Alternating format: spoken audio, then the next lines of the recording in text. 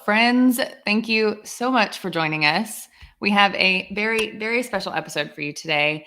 As you know, it is a very exciting week in the world of golf. The first men's major of the season begins today in Augusta, Georgia at the Masters Tournament.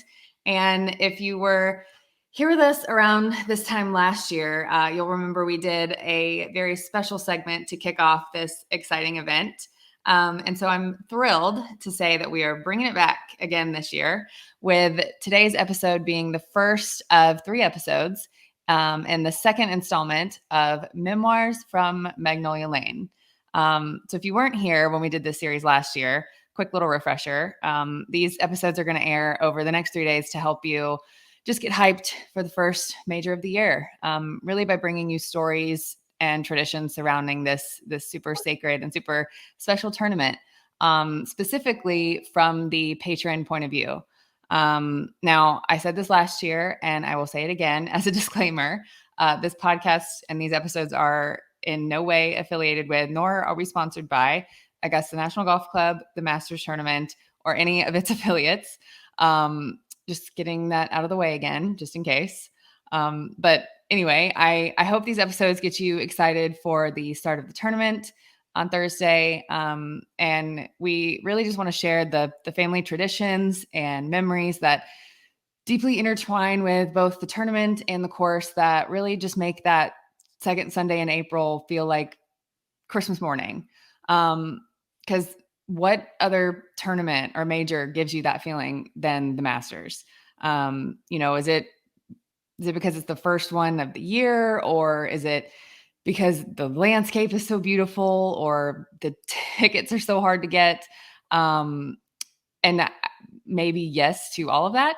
But I think mostly it's because the stories and the memories that get passed down by word of mouth, and from person to person, and from people who try so hard year after year to get in. So we're going to have some guests over the next couple episodes who have some really great stories and some really great memories of being there, and have a really interesting history and relationship with this tournament. And on every episode, we're going to ask each of our guests what makes the Masters a quote unquote tradition unlike any other to you. I've talked at length about my history with the Masters and what that tradition means to me. And I'm not going to reshare too much of my own story, but I did bring a guest with me today who, one, can corroborate the stories I've been sharing over and over, but who also has his own unique memories from our time growing up attending the tournament together. So with that being said, I'm so very excited and honored to introduce our guest for this very first episode this season.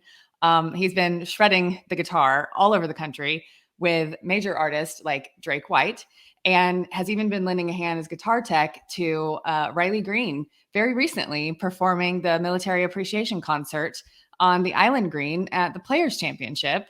I'm so very honored and very happy to introduce my cousin, Nicholas Williams, or excuse me, Nick Williams. Sorry, I shouldn't call you Nicholas. That's not cool. Cuz, how are you? Good. Thank you for having me, Nikki. I really appreciate it. I'm glad that you could be here.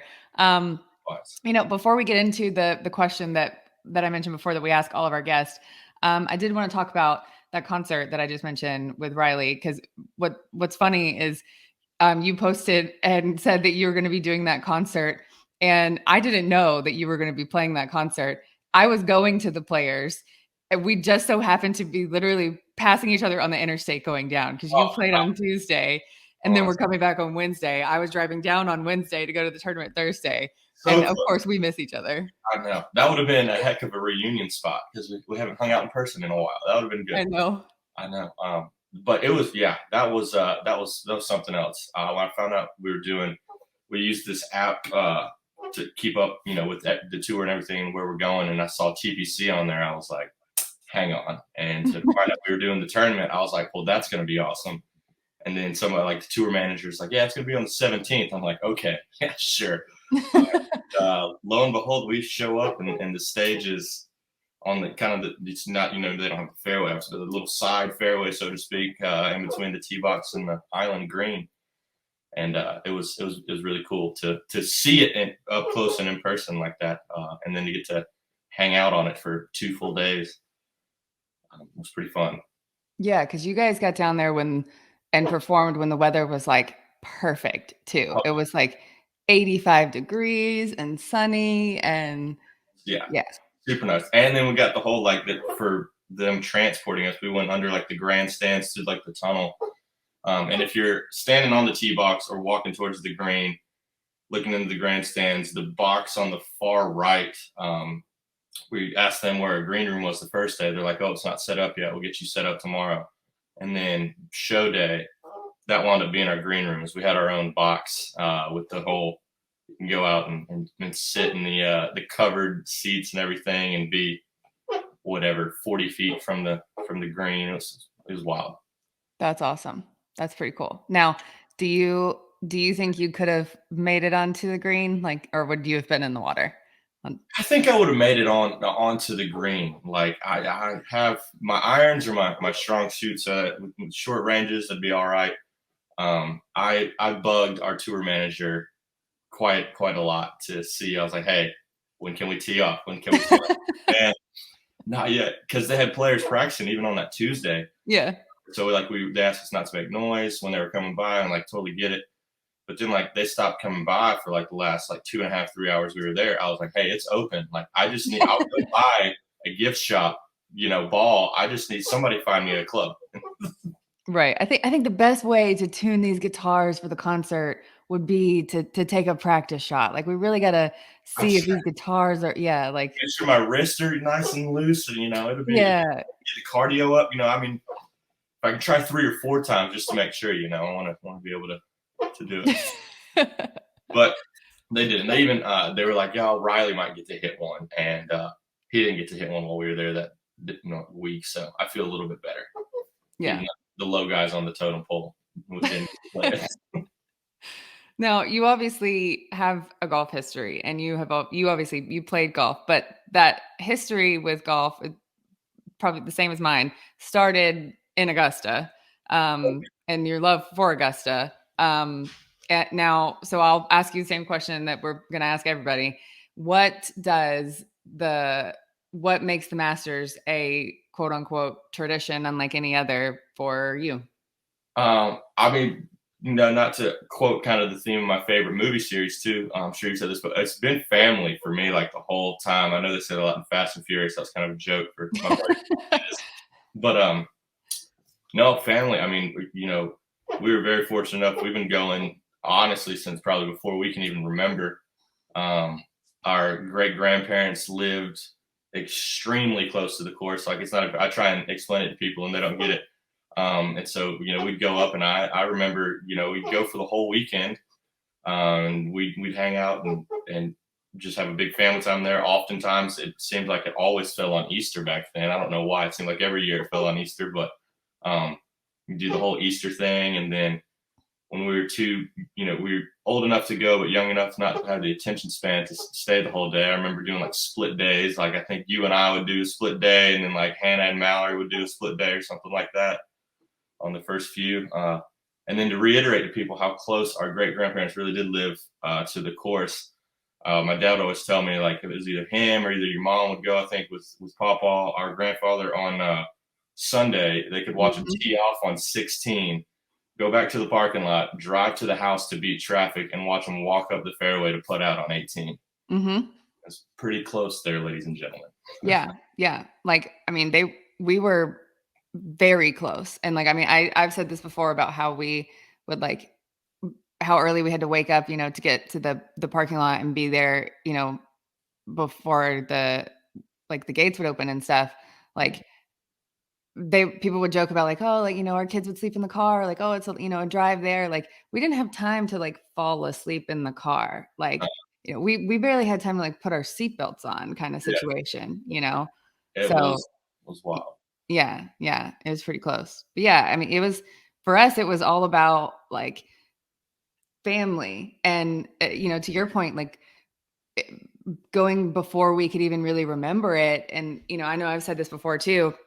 I think for us, it was one of those, we didn't know that the Masters was this like kind of thing that was hard to get into, or this Right. like prestigious, like once in a lifetime type of ordeal, because of that, because it was just, oh, it's right down the road from our great grandparents' house. It's just like right there. We go to grandmama and granddaddy's house for Easter, and then it's also Masters week. And so it was just a thing that we did with our Right. family. We had no idea that it was this like prestigious, like, once in a lifetime, this doesn't happen for everybody type thing.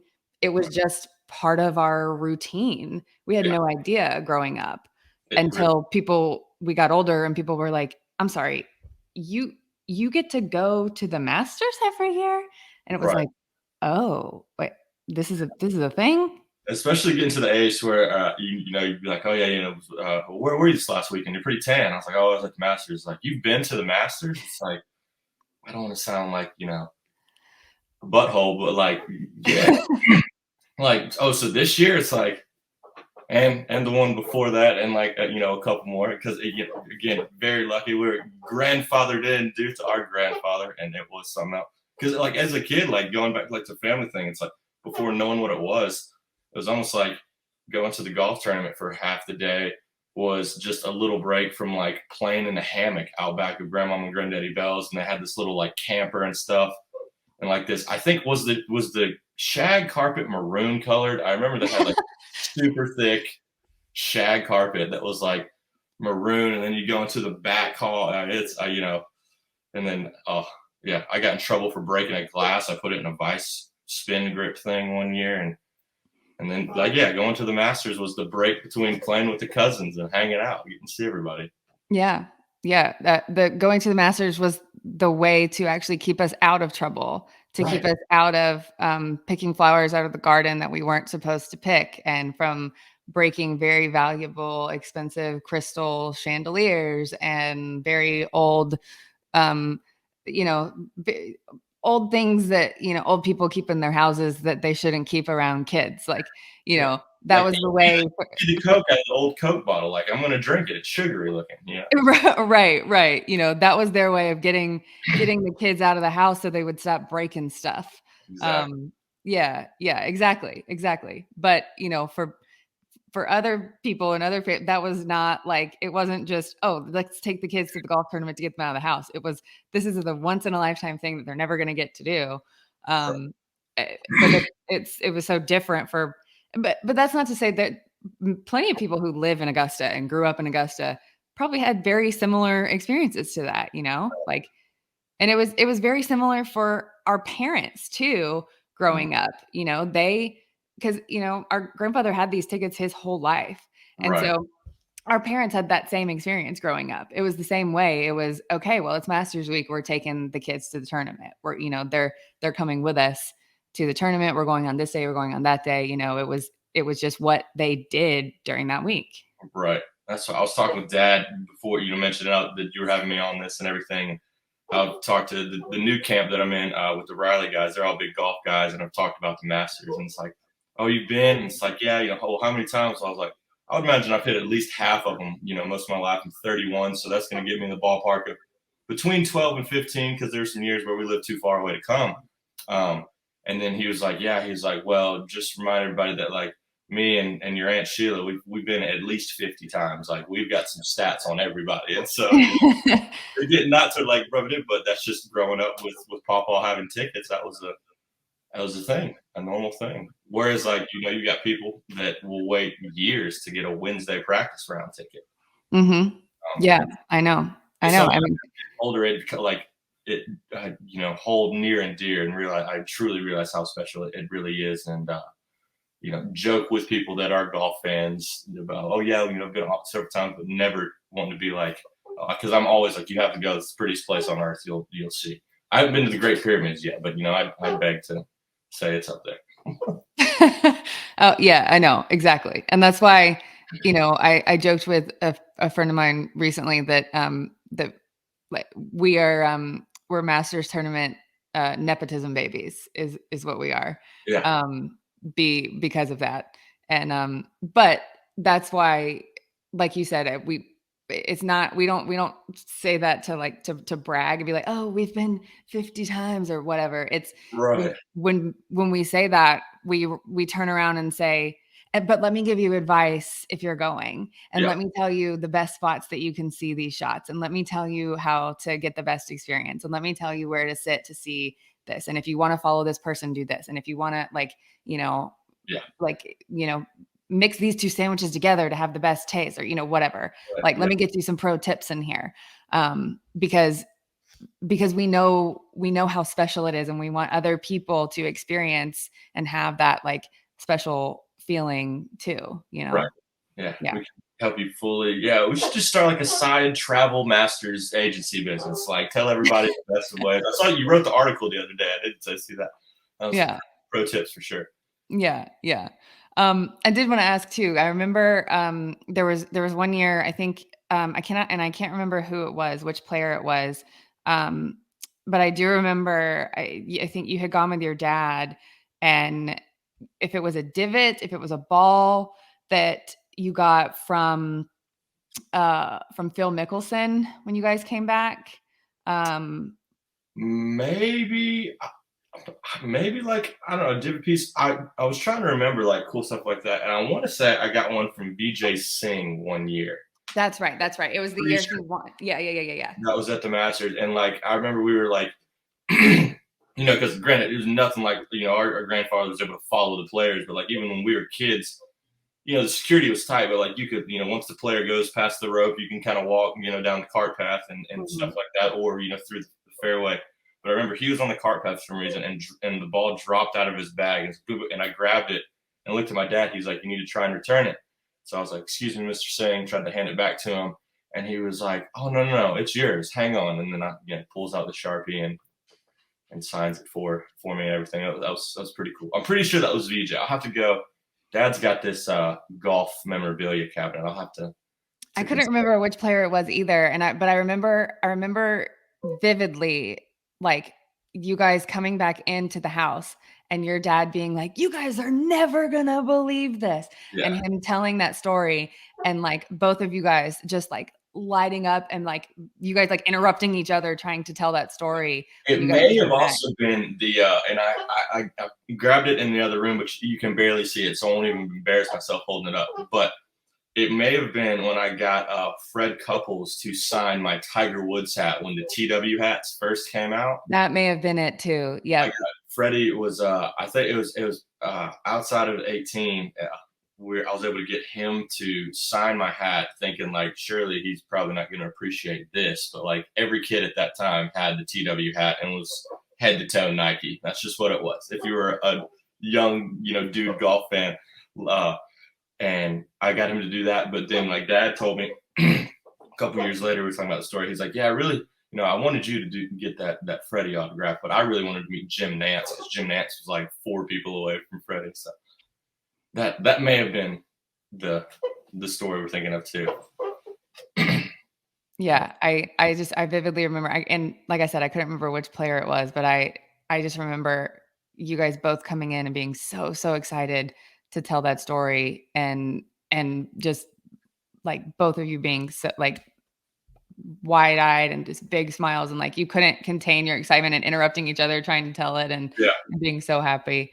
But that's just part of, eh, of being at Augusta, and part of not having cell phones, and you can't, like, take a selfie with someone, somebody as they're walking by, and you can't send a text being like, I just saw so and so, and everything is word of mouth, and everything is, telling these stories. And I remember, even after so many years of going with our grandfather and going with him, and he's told so many stories over the years, like, he would, from going from, like, 1959, like, he would every once in a while just tell you the story, you would be like, "What? Really?"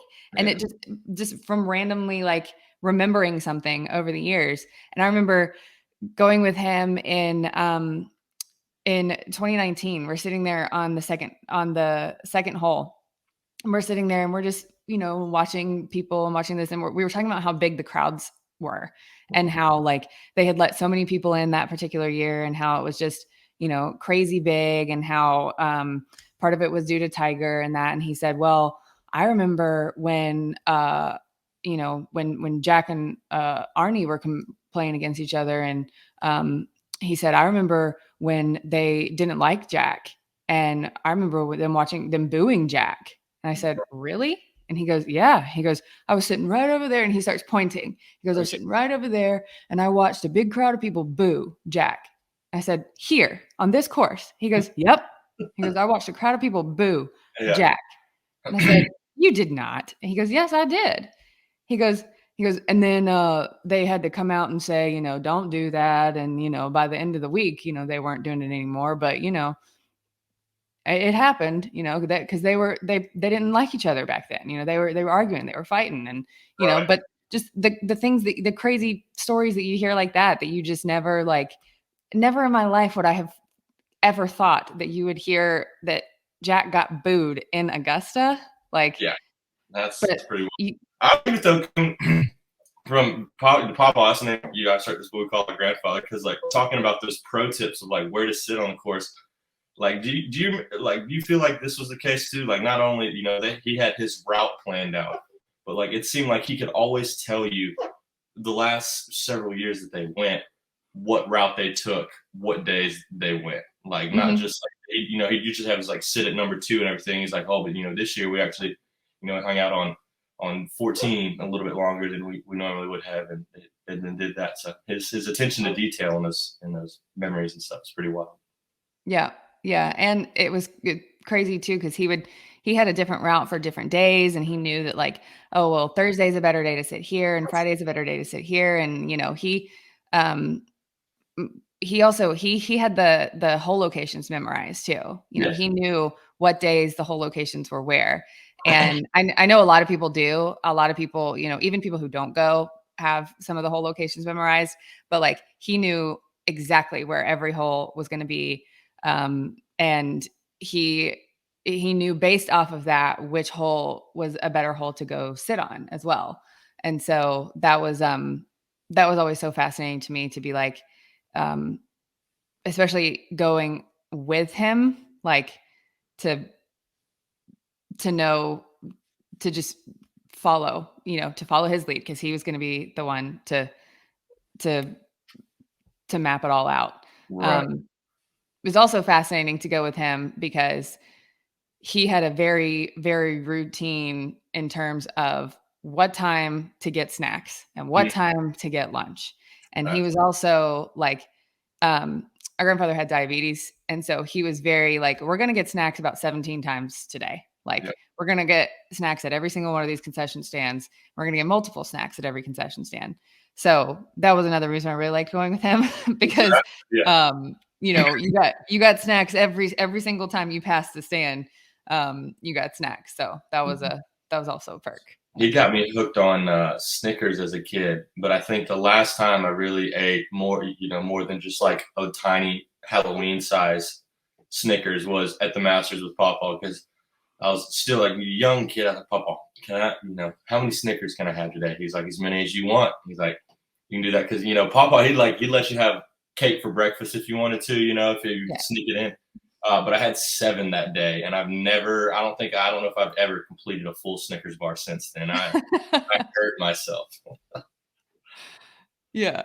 Yeah. That was he let us have anything that we wanted. And for a man who had diabetes, he let us eat as much sugar as we wanted too. Which, was very funny to me. But I think what was also very funny is he was also a penny pincher, and I think that is why he liked the Augusta concessions is because he would let us have whatever we wanted because it was $1. Like, yeah, sure, eat as many sandwiches as you want because they're $1.50. Get as many candy bars as you want because they're $1.50. Like, Absolutely. if we're reasonable professional sports event in terms of pricing for food, even beers. Now that we're old enough to enjoy those, that's they're Yeah. not terrible. Yeah, exactly. Exactly. Like I don't we didn't venture into like the pro shops that often. Like if when we were younger, it was like, all right, if you behave, we can stop in there, we can get like, a hat or a visor or like, a shirt or something. Like, but he was always like, the prices in there are too expensive. I can get the same shirt at like Kohl's or Right. Walmart or something. But Exactly. like he was okay with the concession stand and buying us whatever we wanted there because it was like it was cheap. It was, Right. like, very cheap. Yeah. But yeah, that was, and that I think is why Augusta is great for, when families get to go and my families get to make memories there is because you can have a full family meal and you can eat breakfast, lunch, and dinner for your whole family for a relatively good price. You can't go to the Braves game and, you're gonna fork up a lot of money for the food there at a Braves game. Yeah.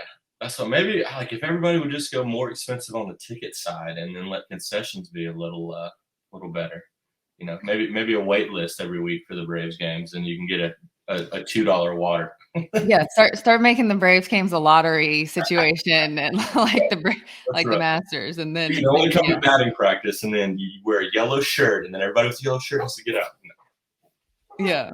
Well, I don't know because the Falcons tickets are pretty expensive, and they have $2 hot dogs. Yeah, So, or the Falcons tickets are pretty cheap, and they have $2 hot dogs. So I don't know. Well, that's true. That's true. yeah. Well, before I let you go, I do want to hit some rapid fire Masters questions. Yeah. And so these are kind of all over the place, but we'll start with your favorite hole at Augusta.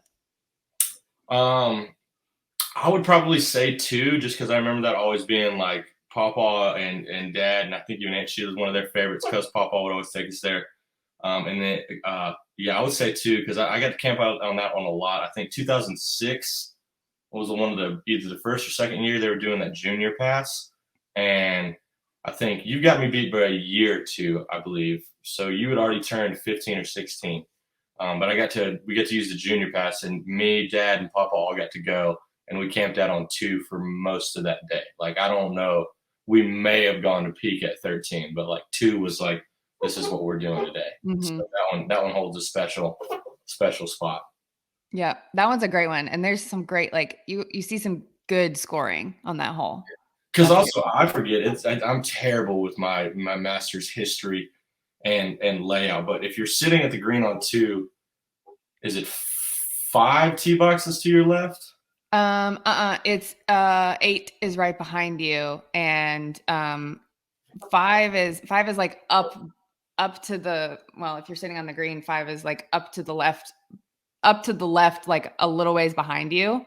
Right. But right behind you is 8. It's yeah, the 8 fairway, right? Yes, yeah. So yeah, I mean, you could you could see a good amount of golf there, and it's watching those approach shots on two are pretty stellar. Yeah, that's a good one.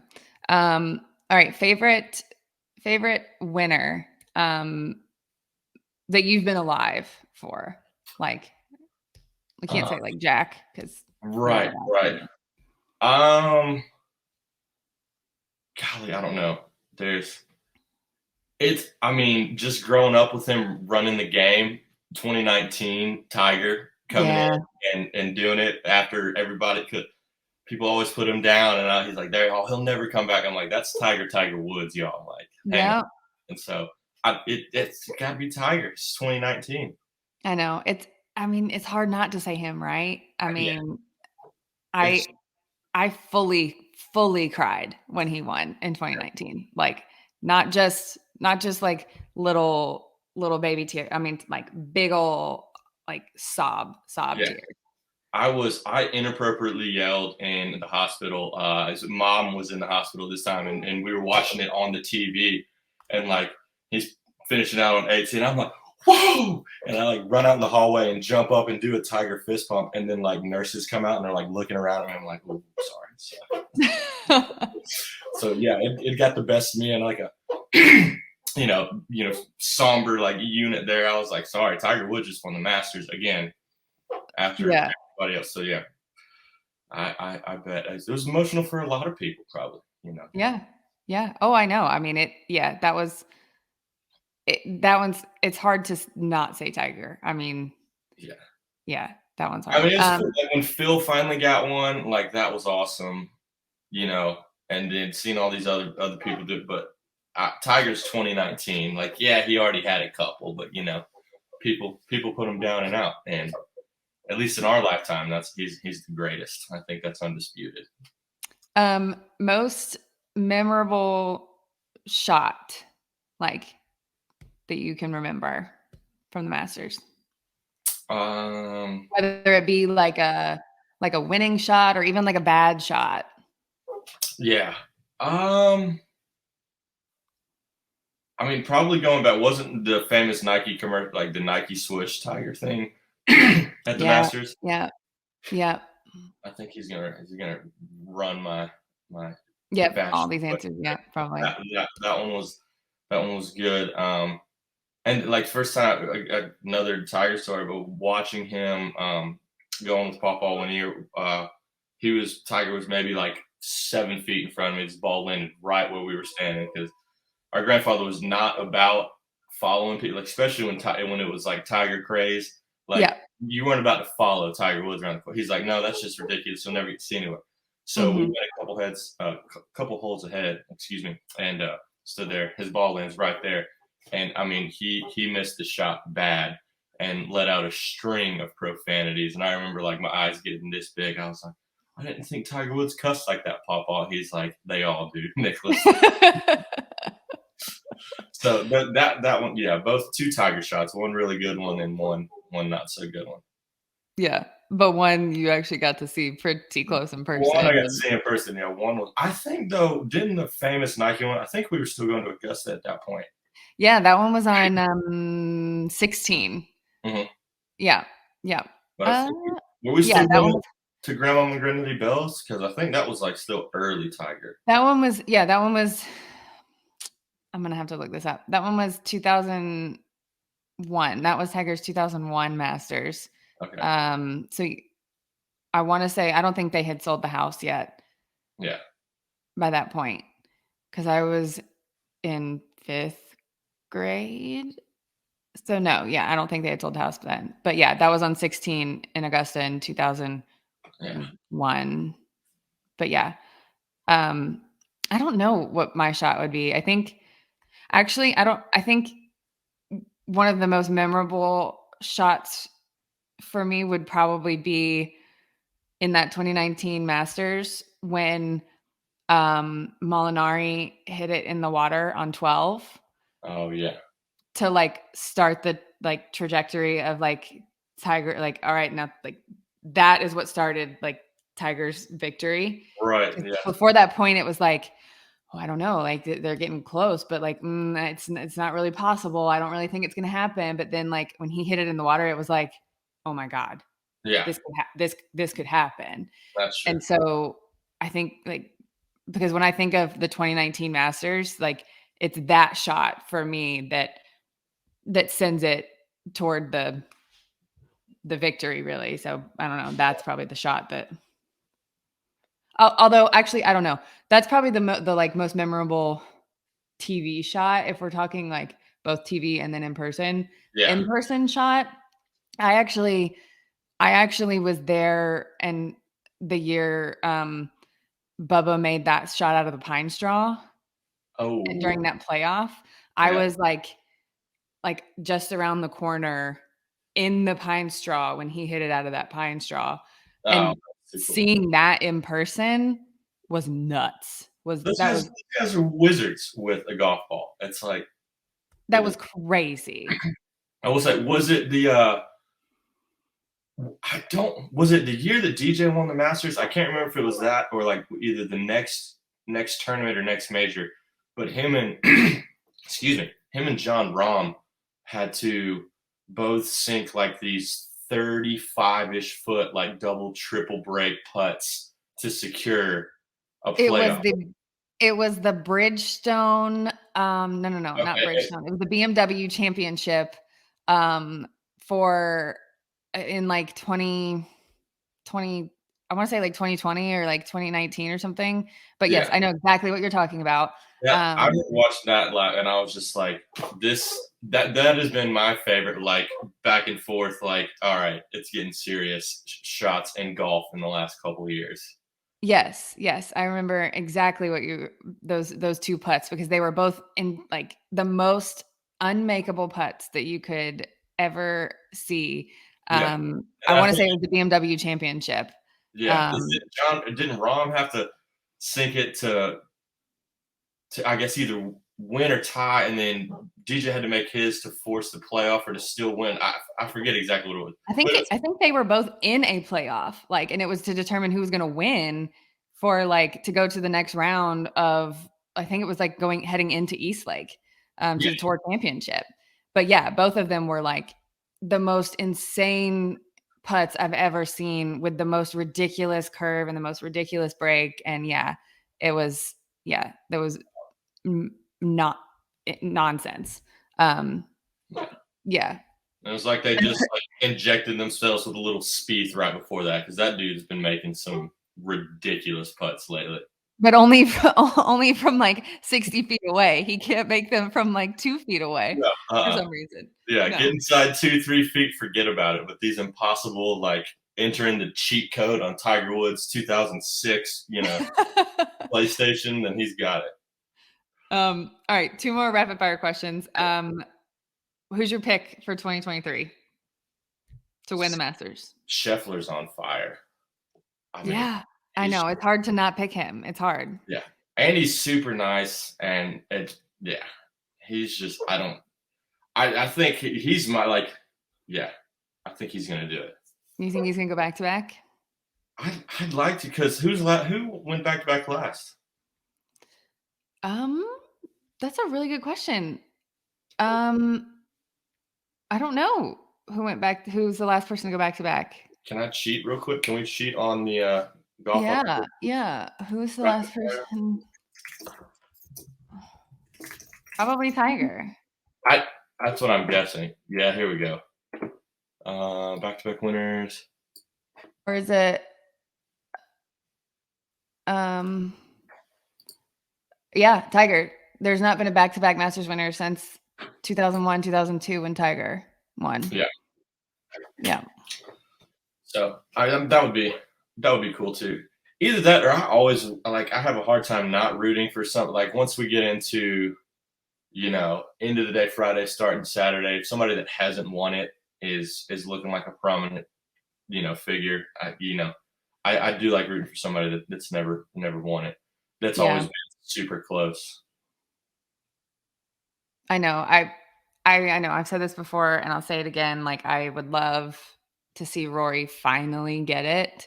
Yeah, But like he's been so all over the place lately. Like he's like to come so close at the Arnold Palmer and then play so bad at the Players and then play so well last week at match play and then just like I don't know. He's been so all over the place. Who knows how he's going to play? right. So Yeah. I don't know. All right, last rapid fire question: pimento cheese sandwich or egg salad sandwich? I gotta go pimento cheese every Yeah, time. or are you an off the book like ham and cheese club turkey I mean, sandwich? like let's talk about pimento cheese. I would usually get the ham and cheese on that rye bread Yep. is it's hard to beat that, and then the Diet Coke and a Snickers back in the day. Again, I haven't had one in a while, but those were that was the combo. Yep. Yeah, Yep. or the ham and cheese and a green cup after finally hit the qualifying age for that one. Yes, absolutely. Absolutely. Yeah, I know that the debate is always pimento cheese or egg salad, but I I will always go off the book and go ham and cheese on rye all day long. There are plenty of wonderful sandwiches out there, but ham and cheese on rye is where it's at. That is, I mean, because I guess again between the big debate, the pimento cheese sits better for me on the stomach than the egg salad when it's super hot out. Yeah, And like, egg. When it's 85 degrees, no, thank you. You Yeah. know, and if you're on the rope at Augusta, very rarely are you in the shade. And I know everybody wants to get close, so Mhm. you're gonna be cooking all day. So Mhm. yeah, go with the ham and cheese, folks. It's easier on the stomach. Yeah. Rye bread's good. It's yeah, it's Yeah. quite the experience. Yeah. I'm with you on that one. All right. Well, thank you again so much for being with us today. Thank you so Um, much for having me. yeah. Where can our listeners find you? Where can folks find you? I know you're traveling all over the place, playing music all over the place. Where can people hear your music and listen to you? I'm super lame on the socials. I only have Instagram, but it's my full name, Nick Williams, but double all of the I's. I know, but the regular one was taken. So NIICKWIILLIIAMS. And then I kind of post stuff on there. I haven't released any personal music in quite some time, but I play for other people and do guitar solos and such for friends, and I'll kind of post up there where I'm at, where what I've done recently or if something's about to come out, and then shows that I'm playing, and then with the tech stuff, you can kind of find that on the boss's website. He's got a bunch. We're currently on the Luke Holmes tour with him right now, so did my first stadium the other day, so that was fun. But yeah, Nick Williams, double all the eyes on Instagram. And then I've got a Farmers Only, but we won't get into that one right now. So All right, good. Where's your next tour stop? You guys, I know you're just in Dallas. Just to Dallas. We'll be in Indianapolis this week, and then we start picking up a couple more. We have a couple with Indianapolis, and then I get to do Nissan State. Oh no, Augusta or Evans, Georgia, playing some event there. What is it called? I will be there in a little bit. So anybody that has listened to this and is, I think it's the 4 something. There's something in Evans, Georgia. Sorry, I should have had that kind of on the ready. But Riley Green is playing something in and around Augusta, an event. Get your tickets and come say hello. That's fine. We will put the link in the description of the YouTube. We'll put it in the link of the Spotify and Apple as well. We'll make sure to add it when we add it to all of our social promos and everything too. So don't worry. I'll find it and text it to you. We will not put the link to your Farmers Only. That's good. That's good. I had to find somewhere to put my overall pictures, and it seemed like the most logical place. All right. Well, on that note, we will continue with another episode of Memoirs from Magnolia Lane tomorrow, as we continue with more stories from this wonderful tournament that we all love so much. And you can keep up with us on social at Golf Unfiltered. And you can follow Nick. We will add his socials when we promote this episode. And you can follow it in the description below on YouTube or Spotify or Apple or wherever you're listening to us.